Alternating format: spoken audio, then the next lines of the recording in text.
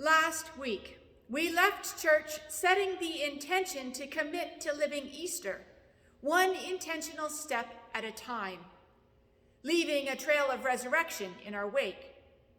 We reflected on how beautiful are the feet of those who bring good news, who proclaim peace, who bring good tidings, who proclaim salvation. In the first day of the week, early, when Mary encountered Jesus in the garden, she runs to tell the disciples, "I have seen the Lord." In the evening on that same day, the disciples meet behind locked doors. Jesus stands in their midst and says, "Peace be with you." Excitedly, they tell Thomas, who was not with them at the time, "We have seen the Lord." A week later, they are again in the house when Jesus stands in their midst and says, "Peace be with you." The Gospel of John continues with more stories of Jesus appearing to the disciples. Beautiful feet don't happen overnight. Looking back at the stories, it seems like the disciples are taking their time getting it, that Jesus is risen. With compassion, to allow for the disciples to wrap their hearts and minds around this new thing God is doing, Jesus keeps showing up in their midst. Jesus appears amidst the activities of daily life. Mary proclaimed, "I have seen the Lord." The disciples share with Thomas, "We have seen the Lord." Their feet are becoming beautiful. And then their feet stop moving.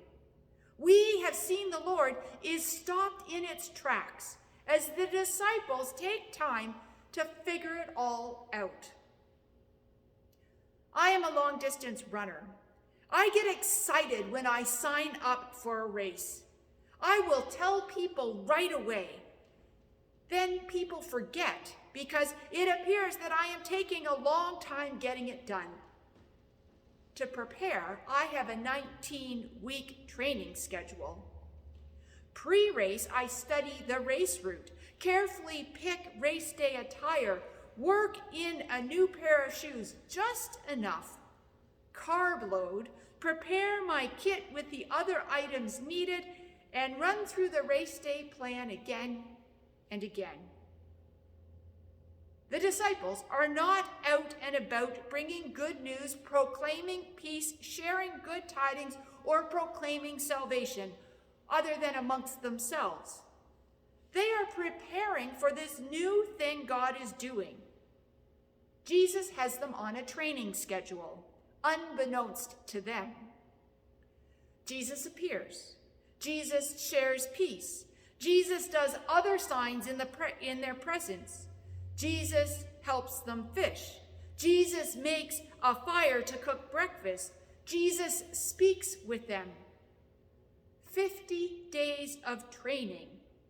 This season that we call Easter, we are in training too, filling ourselves with resurrection accounts of Jesus, fueling our spirits and hearts for the task ahead. We know that for the disciples, the Spirit came on Pentecost, 50 days after the resurrection. And what appears like a slow start becomes a fast race and a long marathon. Feet becoming beautiful as good news, peace, good tidings, and salvation are proclaimed. Tomorrow is the 127th running of the Boston Marathon. The race has 30,000 runners from over 100 countries. For the past few weeks, the Boston Marathon Twitter feed has been highlighting the beautiful feet who will be running the race. Posts have shared runners' answers to why we run. A spotlight has been given to the adaptive program for runners, a program that works to make running and the race accessible, and an emphasis has been placed on charity team stories. On the day of the Boston Marathon, broadcasting outlets will focus on the stories, the good news, and tell stories of good tidings that often come out of an experience of suffering. The Boston Marathon tells their story and the stories of those who run with them and their connection to the larger community and the charities that benefit. The stories are good news, good tidings that inspire people to participate, whether running or giving or participating in other ways. The stories build community, excitement, determination, and hope. How beautiful are the feet. The Boston Marathon has had 127 years to perfect their telling of their story and the story of others. As a congregation, we have had almost as long, 108 years. How beautiful are our feet. Since the annual congregation meeting, you've been invited and given prompts to assist you in the proclamation of good news, peace, and salvation. In many and various ways, we can articulate, I have seen the Lord. When I think about the disciples and their meetings in the aftermath of Jesus' resurrection, I wonder if there was a delay in proclamation because the disciples didn't have the words, or they weren't quite sure, or they were confused as to who to tell. And I am sure that they were scared for their lives. In my experience as a pastor, no one has ever come to me saying, I have seen the Lord. This is our hurdle. People have shared with me stories of feeling a presence, being wrapped in peace, a moment of clarity when they knew exactly what to say, of being filled with a passion to act. People have shared with me coincidences, or as I call them, God incidents. People have articulated being healed and forgiven. People have shared with me starting a relationship with God and how that relationship changed their lives and all of their relationships. People tell me stories of the hope that they receive through prayer, belonging and empowerment that comes from participating in community, love that sinks in through the power of music and congregational singing.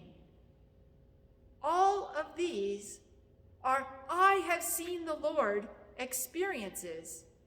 It doesn't necessarily mean our eyes did the seeing. In the running example, the highlighted runners have beautiful feet by their participation in making the world around them a better place. Runners' actual feet are not so physically beautiful unless you are into blisters and missing toenails. How have you, and do you experience seeing the living Christ? Identify these stories and tell them over and over again in a myriad of ways. Donald Miller, an American author, CEO of StoryBrand, and the founder of the Mentoring Project, a nonprofit that partners with churches to mentor fatherless young men, wrote this: once you live a good story, you get a taste for a kind of meaning in life, and you can't go back to being normal. You can't go back to the meaningless scenes stitched together by the forgettable thread of wasted time. Easter, resurrection, what a good story. And this story has me think about my own story and the possibilities of life and love that are way bigger than I can comprehend. The stories people have told me, proclaimed to me in the I have seen the Lord category, and the interaction with faith community, worshiping and participating in charity, gives me a taste of a kind of meaning in life. I can't go back to being normal. I can't imagine not being part of a community of faith because the community changes me. If nothing else, it has me continually reflecting and being challenged to make life more than meaningless scenes stitched together by the forgettable thread of wasted time. Each week I come, I experience an I have seen the Lord moment because my daily life is interrupted, like a water station in a race. I get filled with something other than my own pursuits, the negativity and self-centeredness in the world, or the continual barrage of all the things that are lacking hope and goodness.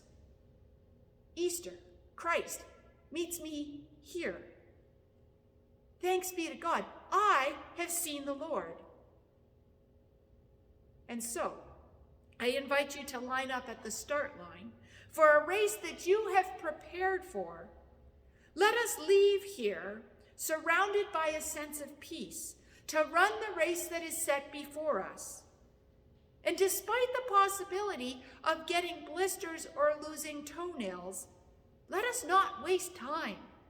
Let us run to bring good news, proclaim peace, bring glad tidings, and proclaim salvation. Resurrection time is now. Run, beautiful feet, run.